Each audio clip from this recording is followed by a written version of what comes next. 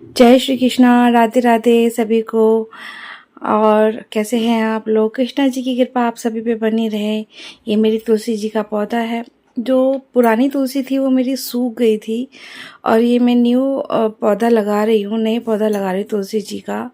और आपको पता है तुलसी जी को एक नाम से और जाना जाता है। शायद आपको पता हो या नहीं पता हो, फिर भी मैं बता देती हूँ। इनको विंदा के नाम से भी जाना जाता है तुलसी जी को।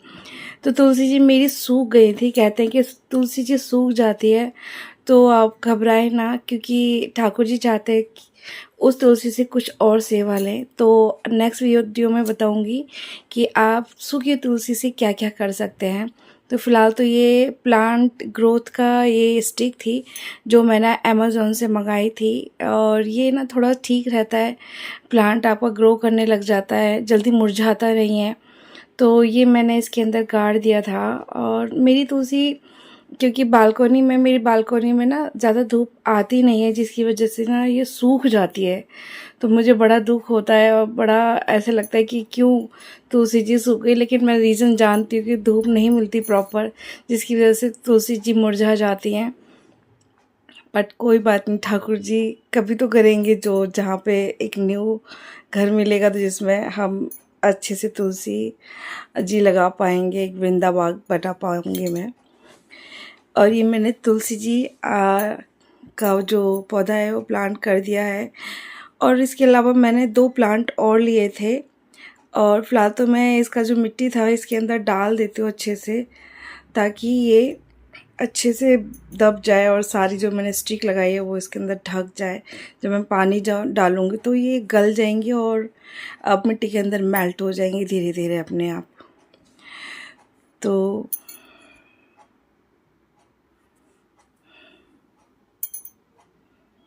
ये मेरा पत्थर है जो मेरी सासू माँ लेकर आई थी वैष्णो देवी से। तो मैंने ये तुलसी के नीचे ही लगाती हूँ और इन पे हमेशा जल चढ़ाती हूँ।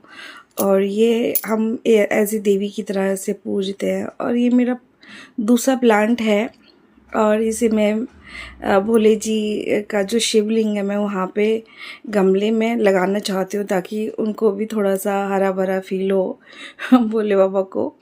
तो ये शिवलिंग है जो मैं प्रयागराज से लेकर आई थी। कहते हैं कि वहाँ से कोई भी एक पूजा की चीज़ लेकर आओ तो बहुत शुभ मानी जाती है। ये मेरे दिवाली पे निकले हुए ये मूर्ति हैं जो मेरे को फेंकने नहीं, बल्कि जो कुछ लोग होते हैं जो कहीं पेड़ के नीचे रखाते हैं, कहीं रखाते हैं, ये मुझे अच्छा नहीं लगता है। इसीलिए मैं ना उनको, अगर वो खंडित होती हैं तो फिर मैं उनको निकालती हूँ, नहीं तो मेरे मंदिर में रखी रहती हैं। तो मैं उनको ऐसे इस तरह से पुराने होने के बाद यहाँ पे रख देती हूँ प्लांट के नीचे। धीरे धीरे वो पानी के साथ थोड़ा थोड़ा गलने लग जाती हैं। या फिर आप आजकल तो बहुत सारे ऑप्शन हैं, आप वो भी कर सकते हैं, लेकिन नदी में ना बहाएं, क्योंकि नदी हमारी वैसे ही दूषित हो चुकी है, यमुना जी।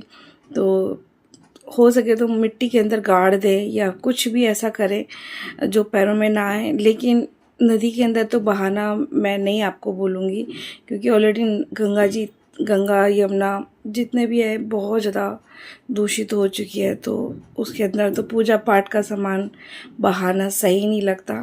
तो मिट्टी के अंदर गाड़ दीजिए आप, जैसे भी हो, फूल पत्ते हों कैसे भी हो, उनको कपूर डाल के जला दीजिए, वो ज़्यादा अच्छा होता है, किसी नदी को गंदा करने से बेटर है।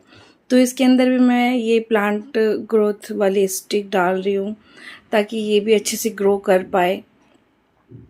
और मेरी कोशिश रहती है कि जो भी मेरे घर में प्लांट होते हैं ना वो हरे भरे रहें और बहुत सुंदर लगे। लेकिन मैं हमेशा फेल हो जाती हूँ, क्योंकि ना मेरी बालकनी में बहुत कम धूप आती है, जिसकी वजह से मेरे प्लांट ग्रो नहीं कर पाते हैं। क्योंकि हर प्लांट को धूप की बहुत ज़्यादा ज़रूरत होती है और वो धूप मेरे बालकनी में बहुत बहुत बहुत कम आती है। कोई बात नहीं, फिर भी मैं ट्राई करती रहती हूँ अपनी बालकनी के अंदर ये सारी चीज़ें लगा लगा के, खुशी मिलती है। तो ये मेरा एक रजनीगंधा नहीं, मोगरा का है जो मैं प्लांट लगा रही हूँ। और एक ये बहुत सुंदर प्लांट है, इसमें बहुत सुंदर खुशबू आती है इसके पौधों से। और मैं ये इसके अंदर लगा दूँगी और ये सारी चीज़ें मिट्टी विट्टी इसमें ढक ढूक के अच्छे से पानी वानी डाल के और इसको मैं तैयार कर दूँगी। और देखूँगी शायद ये दोबारा से सूखे ना, कोशिश मेरी रहेगी, बट क्या करूँ। अगर आप लोगों के पास कोई ऑप्शन है कि ये ना सूखे तो प्लीज़ मुझे बताइएगा ज़रूर।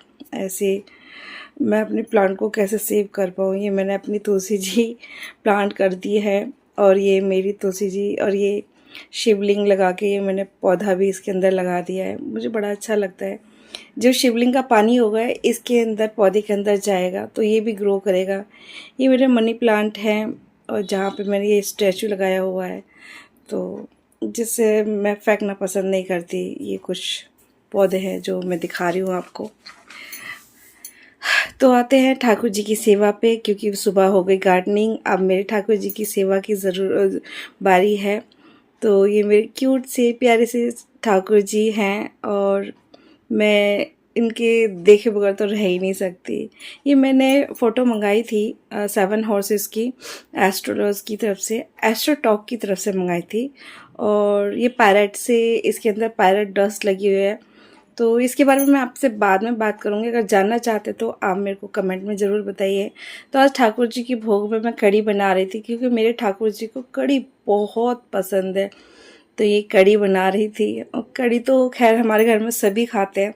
मेरे बच्चों को बहुत ज़्यादा पसंद है, बिना कंप्लेन के वो कढ़ी खाना पसंद करते। नहीं तो हर चीज़ सब्जी के अंदर नकल निकालते हैं, ये क्यों बना लिया, वो क्यों बना लिया। और ये मैंने राइस भिगो दिए थे। राइस थोड़ा सा भिगो के बनाओ तो जल्दी बनते हैं और अच्छे भी बनते हैं। ये मैं ठाकुर जी का भोग निकाल रही थी, राइस भी बन चुके थे क्योंकि ठाकुर जी के भोग का टाइम हो चुका था।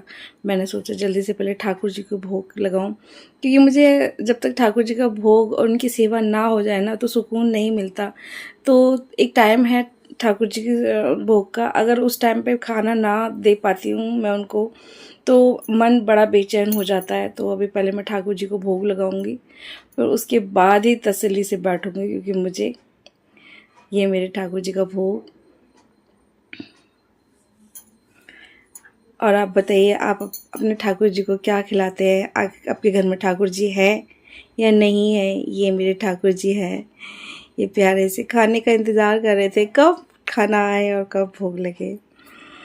तो ये मेरे ठाकुर जी का भोजन है आज। वो भोजन में कढ़ी और राइस खाएंगे, चावल खाएंगे